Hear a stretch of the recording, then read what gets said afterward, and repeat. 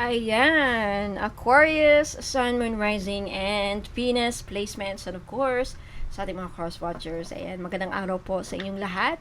Welcome or welcome back po dito sa Bonum Magos PH.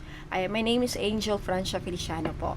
So, in today's video, Aquarius, alamin natin kung ano yung mga dapat ninyong malaman sa inyong career o negosyo. Okay, paalala lang Aquarius sa lahat po ng ibang zodiac signs na nanonood. Lahat po ng readings ko dito sa YouTube ay general reading lamang po. Ibig sabihin, di po lahat tayo makaka-resonate. Kunin nyo lang kung saan kayo nag-resonate, Aquarius, at iwan yung hindi. Alright, let's start. Aquarius, one last shuffle. Okay, Aquarius, wow, you have the Devil. Ooh, bakit? Next, you have the Hierophant. Next, you have the Seven of Wands. You have the Ace of Wands. You have the Magician. Next, you have the Queen of Pentacles. You have the Two of Cups. You have the Six of Cups. You have the Page of Cups. And you have the Strength card. Okay. Alright, Aquarius, umpisahan na po natin.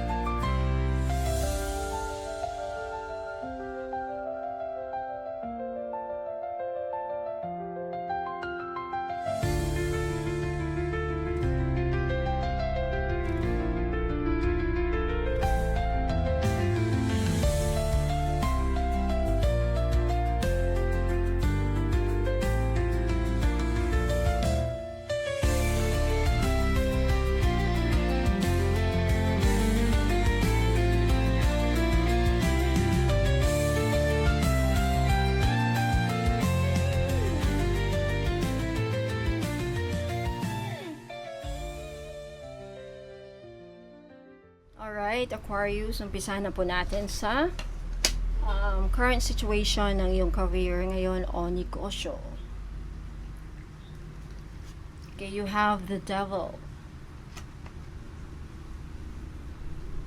Okay, so Aquarius sa ngayon, ramdam ng marang ito na yung iba sa inyo tila nakakulong sa isang sistema o sitwasyon na paulit-ulit. Parang cycle na hindi mo alam kung paano lalabas. Paano mo ito, paano ka makaalis dyan.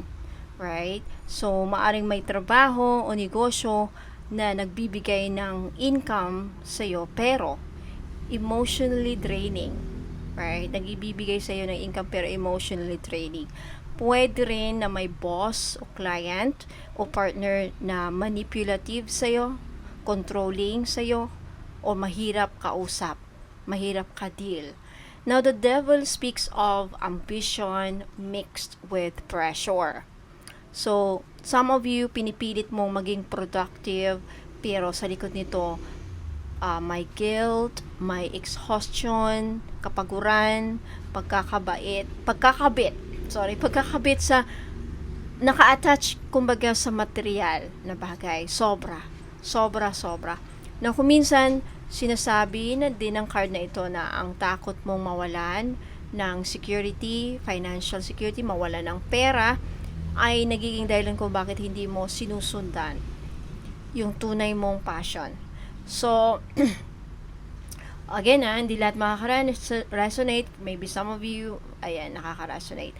Now, sa susunod na mga buwan, Aquarius, may chance na darating kung saan ito yung magkakaroon ka ng breakthrough point. Kung saan, again, mapipilitan kang tanungin mo ang sarili na masaya pa ba ako sa ginagawa ko? Masaya pa ba ako sa trabaho ko? Masaya pa ba ako sa negosyo na ito? Okay. Kapag nararamdaman mong mabigat, tanda yon na kailangan mong mag-detox, kailangan emotionally, energetically, at mentally. So, huwag kang matakot magpahinga, okay, o magbago ng direction if kinakailangan, Aquarius, no? Excuse me. And linisin din ng yung energy through Reiki, salt bath, crystal cleansing, Palo Santo, white sage, and then i-remind mo rin ang sarili mo na ang trabaho ay hindi dapat maging tanikala. Ito ay dapat maging tulay papunta sa iyong katuparan. Alright, ano naman ang hamon? You have the Hierophant. Some of you, ito ang magiging hamon. Actually, malaking hamon. Tradition versus innovation. Now, yung hamon ngayon, Aquarius, some of you, ay kung paano mo babalansihin ang sistema at ang sarili mong kakaibang paraan ng pag-iisip. Yung Hierophant ng card ay card ng rules, institutions, mentors, systems, ayan. So, maaring nasa posisyon ka ngayon kung saan kailangan mong sumunod sa mga patakaran sa trabaho, sa negosyo, na kaugalian na sistema. Kahit sa yung iba, may iba kang gustong gawin. Right? No, Aquarius ka eh. Visionary, rebellious, humanitarian. Kaya, natural na gusto mong mag-innovate. Pero ang mga nakakataas o ang yung some of you are you are within the environment, work environment kung saan ay mas gusto ang tried and tested na methods. Dahil dito nagkakaroon ng clash sa values mo at ng sistema. So, ang prediction dito, magtatapos ang taon na ito, Aquarius, na may turning point. Okay, kung saan kailangan mong pumili sa pagitan ng safe path or mas authentic path. So, maaaring may opportunity na kumukontra sa old structure at kapag pinili mo ito, doon magsisimula ang tunay mong transformation. So, magpakumbaba sa mga nakakatanda o mas experienced pero huwag mawala ang sarili mong boses. Huwag mo mawala din naman ang sarili mong boses. So, gamitin ang diplomacy na tinatawag. Ipakita yung innovation method mo ay beneficial, hindi rebellion. Magtiwala din sa divine timing, Aquarius. Minsan kailangan mong dumaan sa training under the system bago mo makuha ang karapatang baguhin ito. Alright, punta tayo sa naka-apekto. You have the 7 of Wands. Now, Aquarius, you've been fighting alone, but that's what made you strong. Right? And 7 of Wands ay energy ng pagtatanggol sa sarili. So, in the past, I feel like some of you napilitan kang ipaglaban ang mga desisyon mo sa career o negosyo. Pinanindigan mo ang mga paniniwala mo regarding sa career o negosyo. At yung iba sa inyo ipinakita sa mga tao na kaya mo kahit mag-isa.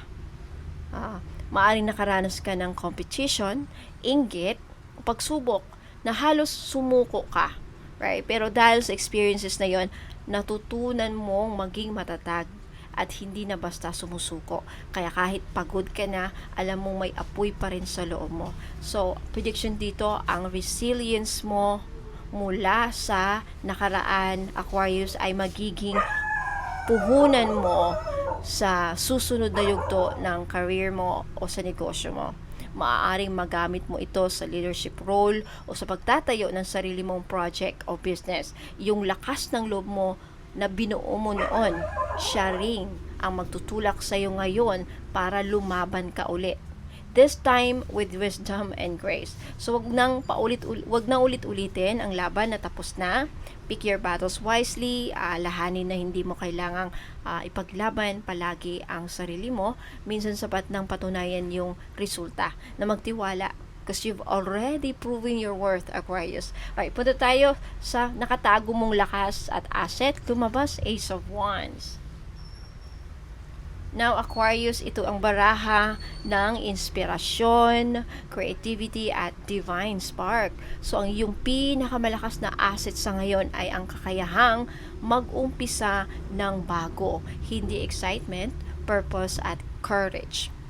With excitement, kaya mag-umpisa ng bago with excitement, purpose, and courage. So, kung may mga ideas ka na matagal mo nang nasa isipan mo, like project, brand, creative vision, o business concept, ito na ang sign para simulan mo na. You are a natural innovator, Aquarius. Ang Ace of Wands ay parang apoy na ibinibigay ng universe sa iyo. Huwag mong hayaang mamatay ito dahil sa takot, dahil sa pangamba, pagdududa, o anumang mga negative thoughts na maaring magsabotahe, right? Sa destiny mo. Now, may paparating na sudden inspiration o idea sa loob na susunod na isa o 3 buwan or up to 6 months na maaaring magbago ng direksyon ng iyong career, Aquarius, o negosyo. Maaaring ito rin ay bagong business venture, creative expansion, o collab na magbubukas ng maraming pintuan para sa iyo. Susundan mo lang yung excitement mo. Yun ang compass ng kaluluwa mo ngayon sa career at negosyo mo. Isulat o i-manifest sa mga idea bago pa sila mawala. And gumamit ng fire elements of rituals mo if you are doing rituals like candles, incense, sun meditation para palakasin ang iyong creative energy. Alright, punta tayo sa kalagayan ng iyong kapaligiran. Lumabas the Magician. So, everything you need is already within your reach, Aquarius. Sa paligid mo ngayon, napakaraming resources, maraming tools at connections. Kailangan mo lang silang ma-activate. So, may mga taong willing tumulong sa'yo sa career mo at sa negosyo mo, pero naghihintay ng initiative mo. Ang Magician ay nagsasabi na the universe has placed you in the right environment. Pero ikaw ang kailangan magpindot ng switch na yon. So may energy din dito ng manifestation. Kung ano ang iniisip mo, yun ang mabilis na mangyayari sa buhay mo. Yun ang mag-manifest. Kaya mag-ingat sa mga iniisip mong takot o pagdududa dahil mabilis din itong ma-convert sa realidad. So, sa mga susunod na quarter, sa mga susunod na buwan, makakaramdam ka ng momentum, Aquarius. Parang may biglaang alignment ng mga tao at pagkakataon na mangyayari sa buhay mo. And kapag sinimulan mo ang project o plano mo sa ilalim ng Ace of Wands energy plus Magician combo, mataas ang chance na magtatagumpay ka. Alright, so magtiwala sa sarili mong power, iwasan ang imposter syndrome. You are qualified and gifted. Okay, gumamit ng manifestation rituals, affirmations, sigils, scripting, ganyan, upang ma-activate ang potential ng paligid mo. Tandaan, you are the magician. You hold this energy, you embody this energy. Hindi mo kailangang hintayin ang miracle. Ikaw ang lilikha nito. Alright, so from being trapped, with the devil's card energy, to learning, discipline with a Hierophant, to defending your dreams, Aquarius with the 7 of Wands, and then reigniting your fire with the Ace of Wands, and then realizing your power and potential. Wow, ang galing. This is a rebirth of your purpose. The universe is preparing you for a major new chapter where you finally take control of your own destiny, not as a follower, but as a creator and innovator. You are a creator, Aquarius. You are an innovator. Alam mo yan. Okay, punta tayo sa puso't isipan mo. You have the 9 of Pentacles. Excuse me. So, you want to stand tall in your own success, Aquarius. This is the energy. Ito yung vibe ng 9 of Pentacles sa posisyon na ito. You want to stand tall in your own success. So, sa iyong puso't isipan, malinaw na ang gusto mo ay independence, financial independence, right? Financial freedom, at success na bunga ng sarili mong pagsisikap. Hindi mo hinahangad ang instant wealth. Kay some of you, hindi lahat makaka-resonate siguro. Mas gusto mo yung may dignidad, stability, at sense of pride. So, ito yung card ng self-made individual. Someone who earns her or his abundance through grace and consistency. Lalaki ka man or babae.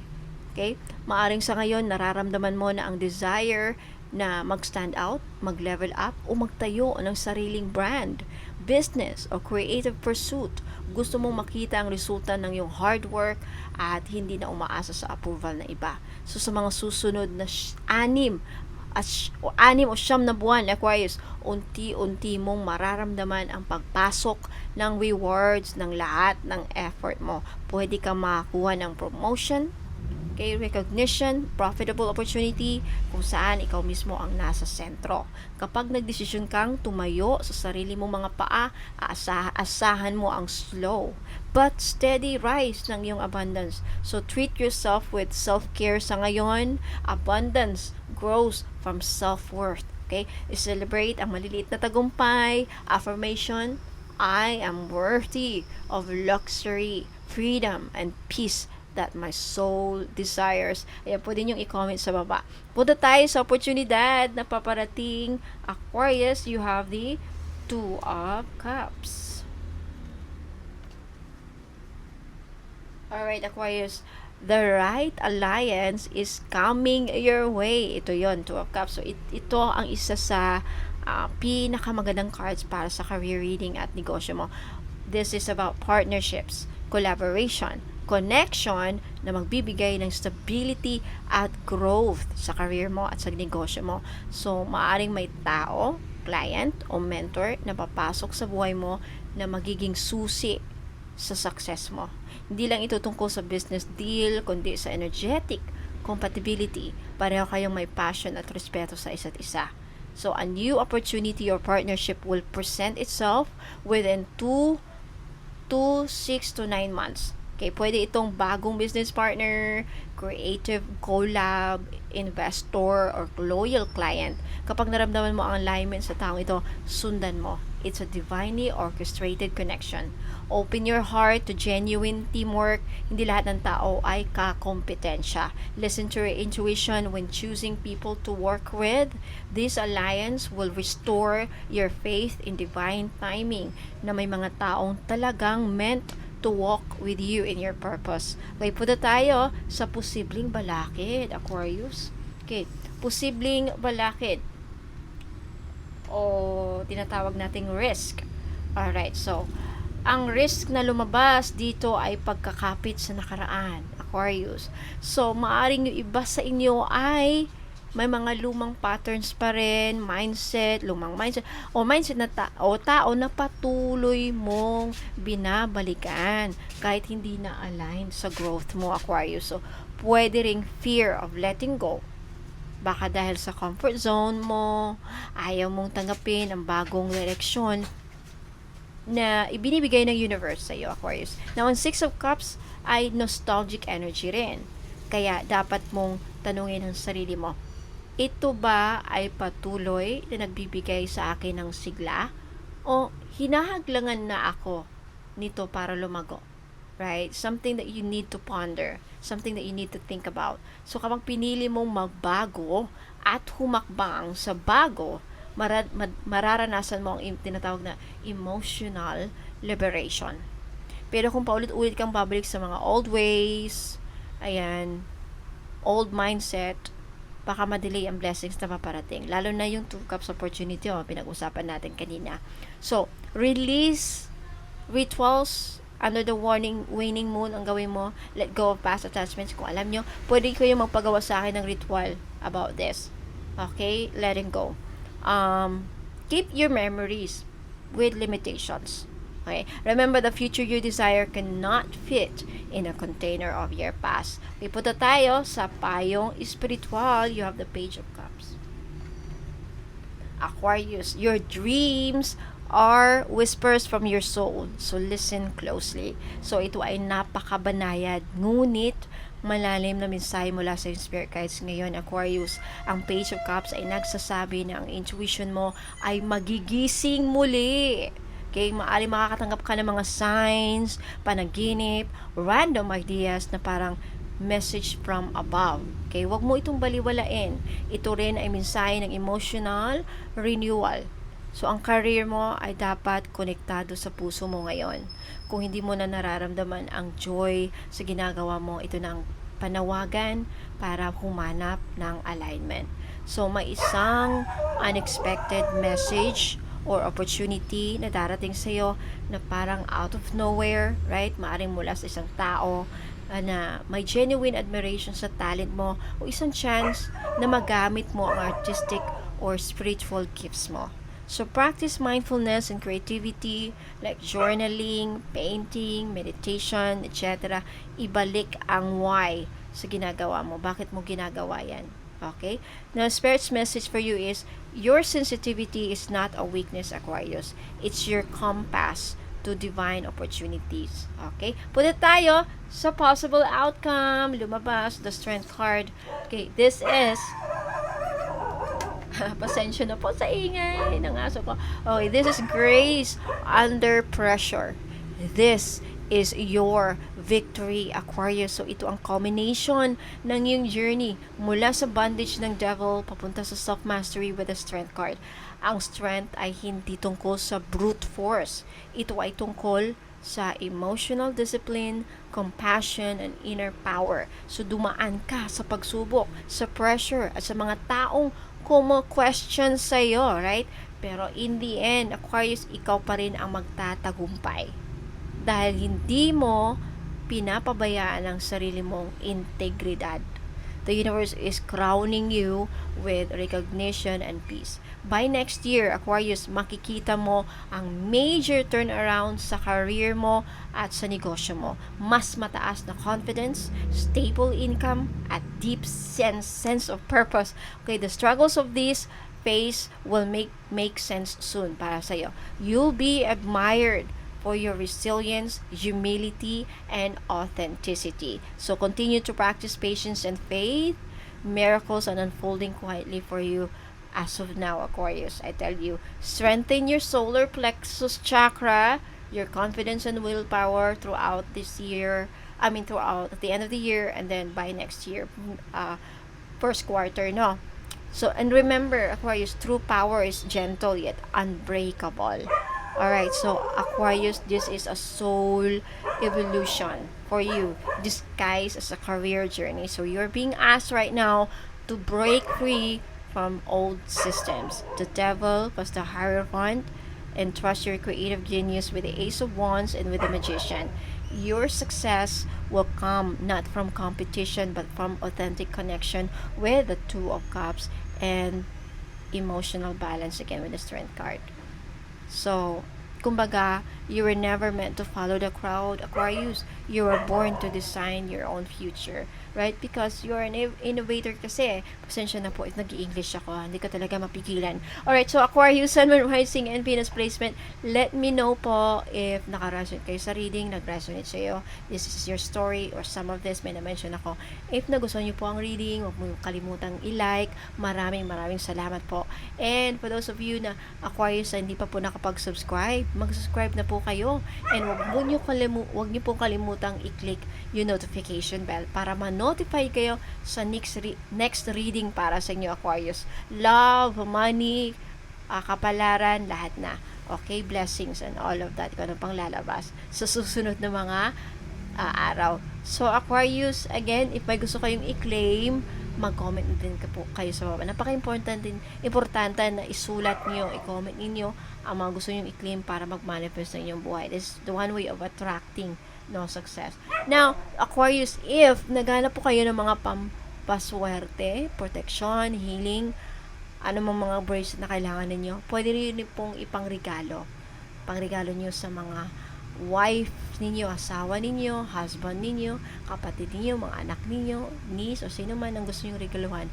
So, with that, huwag muna kayong umalis. Kasi tuturuan ko kayo, sasabihin ko sa inyo dito paano bumili at paano ma-avail ang aking mga inclusions or mga online services. And for online services, like private tarot reading, palm reading, akashic, aura reading, napaka-iniban sa akin. Punta lang kayo again sa Facebook page ko, Bono Magos PH. Hanapin nyo po yung my blue check, verified ni Meta, kasi marami po ang gumagaya sa akin ngayon. Now, napaka-importante, my name is Angel Francia Feliciano. Angel Francia is my first name. Dalawa kasi ang first name ko. Yung Francia ko, hindi yan middle name Angel Francia, actually yung middle name ko Hagunos, and then last name Feliciano. So, ako lang po talaga ang solong nag-aasikaso sa business ko and dito sa tarot reading. Now, if may ibang bonum na gumagaya sa akin, and then ibang pangalan ang magre-receive ng iyong payment, ibang pangalan ang papadalahan ng iyong bayad, that is not me. Scammer po yan. Kasi lahat po ng mode of payment ko, it's under my name. Lahat ng cards under my name. Angel Francia Feliciano. Okay? So, mag-ingat po sa mga scammers again. So, maraming salamat, Aquarius. I hope to see you again next time. Huwag muna kayong aalis para sa if may gusto kayong orderin, tuturuan ko kayo paano mag-avail. Okay? Ingat po and God bless. I'll be right back po, Aquarius. Okay, mga madam at sir, kung naghahanap po kayo ng mga bracelets, necklace, rings, ayan, mga iba pang items na sa tingin niyo ay talagang makakatulong sa mga pinoproblema niyo sa career, kung naghahanap kayo ng protection sa inyong aura field para hindi kayo matamaan ng mga psychic energies, mga usog, or mga anumang ng kainggitan, no? So, dito, actually, itong YouTube may tinatawag na shop. Okay? Kung ito yung phone na gamit ninyo, and then if ito yung pinanood ninyo na reading, mapapansin nyo po dito sa screen, if this is your phone, meron dyang nakalagay na